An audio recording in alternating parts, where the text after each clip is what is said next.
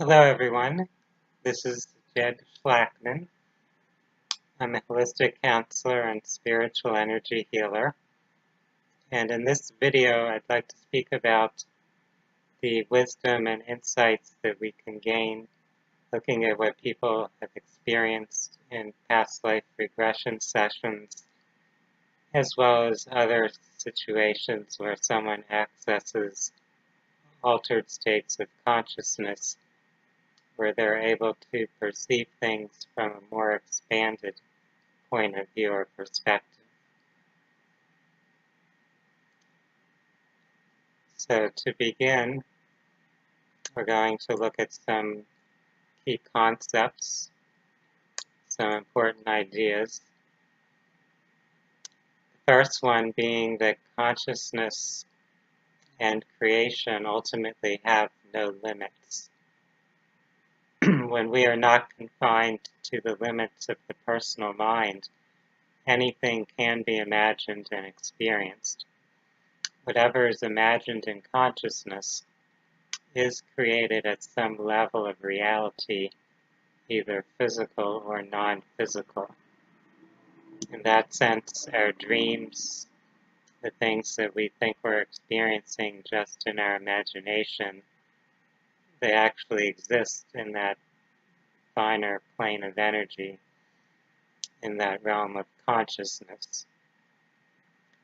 We may not be right away experiencing those things here in the physical reality, but the very fact that we've been able to imagine or envision them implies that they could be created on the physical plane.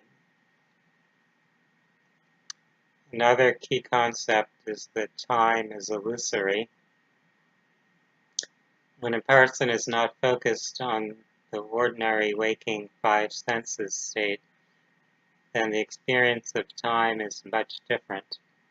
From the point of view of the creative source and non-physical aspects of self, all of our experiences in this physical time stream coexist simultaneously. Our current, past, and future lives all exist in this infinite expanse of energy and information. We are just focused points of awareness tuning in to a particular portion of that field of creation. There are, in essence, an infinite amount of parallel realities being experienced that all exist within one ultimate, undivided reality. Thus, there is a paradox here, the paradox of the one and the infinite. One being that is imagining itself to be fragmented into an infinite amount of beings or selves. People often use the analogy of the waves in the ocean to conceive of how the source and the many selves relate or interrelate to one another. A being, or what we could call a field of consciousness, will choose to co-create various experiences to build self-understanding and enhanced awareness. That process comes to its deepest and most challenging level through physical incarnation. The physical identity exists within this physical density, and the physical density allows for a slowing down of the flow of experience for deeper exploration and reflection. It's kind of like a spiritual virtual reality game, a role-play game, which is seen as an exciting opportunity for souls who may choose to experience some very unpleasant, distressing phenomena during their incarnations for the depth of understanding and mastery that those experiences facilitate. It's often hard to translate the wisdom and frequencies accessed in the spiritual realm into human language. Once we start to use words to describe or express things, the message or image can become distorted. Creation includes archetypal patterns and themes that souls explore. Thus, there are common patterns that can be observed in people's lives, patterns which may appear over multiple lifetimes and also through multiple generations of family lineages. We are evolving toward greater balance and wholeness. This means seeing issues from multiple perspectives and integrating those perspectives and experiences. To understand balance, one must explore polarities, for there is no balance without polarities. Dark and light can't truly know or express themselves without their opposite. There is a difference between being balanced and whole without realizing it, and being balanced and whole after having experienced fragmentation and polarization. The universe is not rewarding or punishing us. As souls, we are evaluating our own progress toward balance and wholeness, and the universe provides reflections of what is in our energy and our consciousness as a feedback mechanism. The greater creative intelligence is not judging or condemning anyone. It allows free will to every extension of itself and seeks experience and understanding.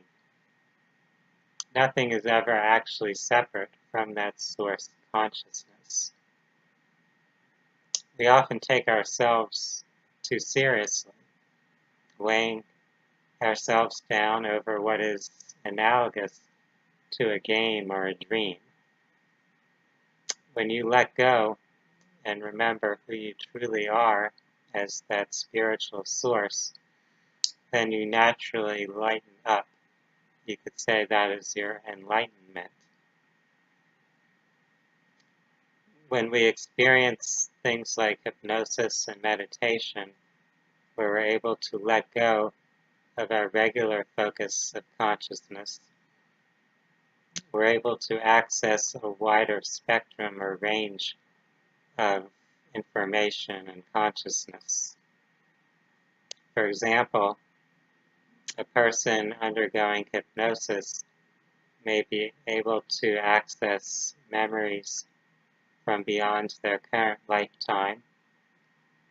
They may receive images or visions of things either from the past or the future that their current life self has not perceived or experienced.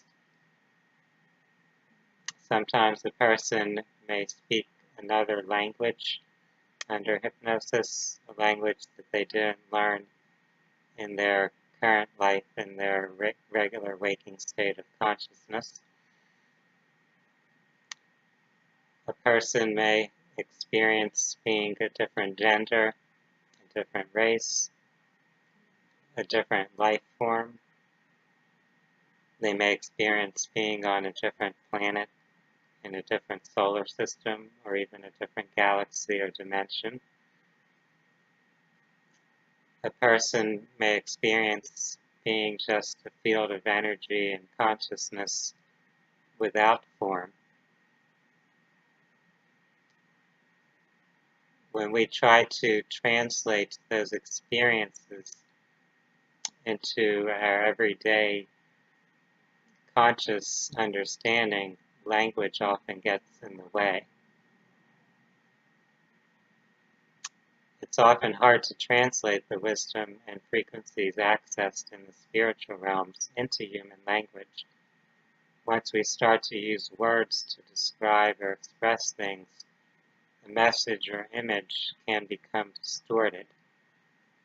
When higher consciousness seeks to communicate or share things with us, it will often do so through the filters and constructs that we have in our human personality, in our individuated belief systems.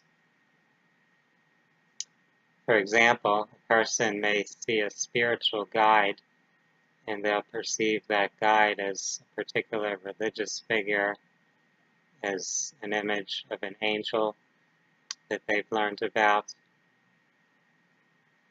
It may be perceived as an animal or some other archetypal character. So the message is being delivered through the appearance of some messenger or some imagery that that person can relate to and feel comfortable with.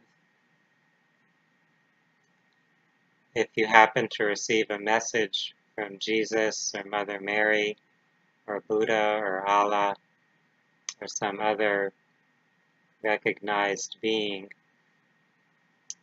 don't assume that it's actually that particular historical personality that's communicating with you. It may be some higher consciousness, perhaps your soul or an archetypal aspect of creation that is communicating to you through something that is comfortable for you to relate to.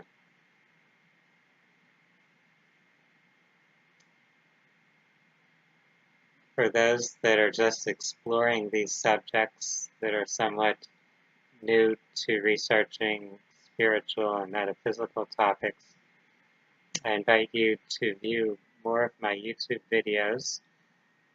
You can also read the books I've published, which are on Amazon.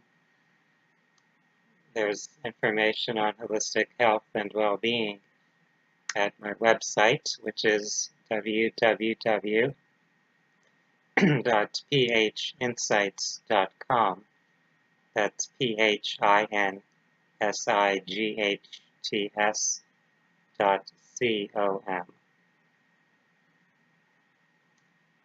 For now, I'd really like to wish everyone a wonderful day. Namaste.